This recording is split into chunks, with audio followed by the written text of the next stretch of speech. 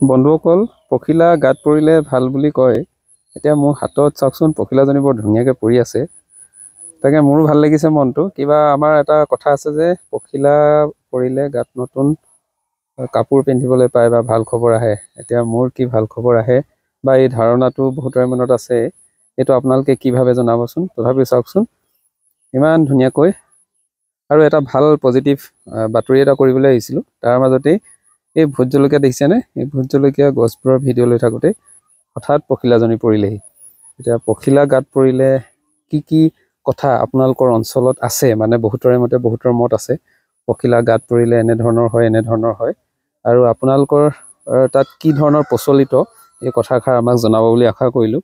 এইটো কিন্তু বৰ বিশেষ ভাল, মানে কিবা এটা ভাল লাগিলে কাৰণে আপোনালোকক জনাবলৈ ট্ৰাই কৰিলোঁ। আৰু মোৰ বেক চাইডে আৰু এইবোৰ চাওক, ভোট জলকীয়া খেতি এজন ব্যৱসায়ীৰ, এজন 22 বছৰীয়া যুৱকৰ সফলতাৰ আঁৰৰ কাহিনীৰ এটা বাতৰি সংগ্ৰহ কৰিবলৈ আহিছিলোঁ। তেতিয়াই এই পখিলাজনী এইদৰে মোৰ হাতত পৰিল। এতিয়া উৰি যাব বিচৰা নাই, ইয়াতে আছে। সেয়ে আপোনালোককো দেখালোঁ। আৰু আপোনালোকৰ গাটো হয়তো কেতিয়াবা পৰিছে পখিলা, আৰু পৰিলে কেনে অনুভৱ হয়, পখিলা পৰিলে মানুহৰ জীৱনলৈ কি কি পৰিৱৰ্তন হয়, এনেধৰণৰ কিছুমান কথা আছে। এই মতবোৰ আপোনালোকে জানে যদি মোক জনাব বুলি আশা কৰিলোঁ। আৰু হঠাৎ পৰাৰ বাবে এই কথাখিনি মনলৈ আহিলে আৰু আপোনালোকক এনেকৈ জনাবলৈ চেষ্টা কৰিলোঁ। যদি কিবা বেয়া পাইছে তেতিয়াও ক'ব, এইটো কোনো দেখুওৱা বিষয় নহ'বও পাৰে বাৰু। তথাপিও এই চাওকচোন, আৰু এটা কথা মনলৈ আহিলে, এই আঙুলিটো দেখিছেনে ভোট প্ৰদান কৰাৰ।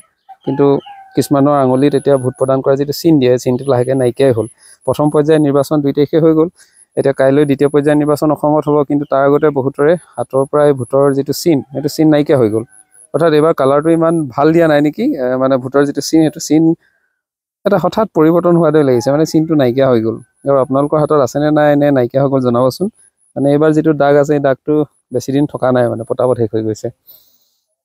আৰু এয়া পখিলাজনী উৰি যাব বিচৰাই নাই।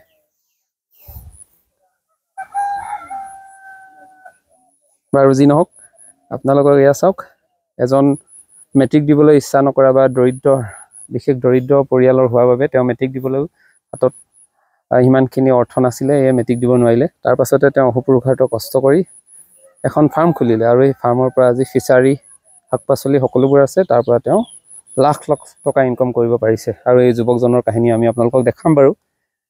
এতিয়া আমি আপোনালোকক ট্ৰেইলাৰটোহে দি থলোঁ। ধন্যবাদ।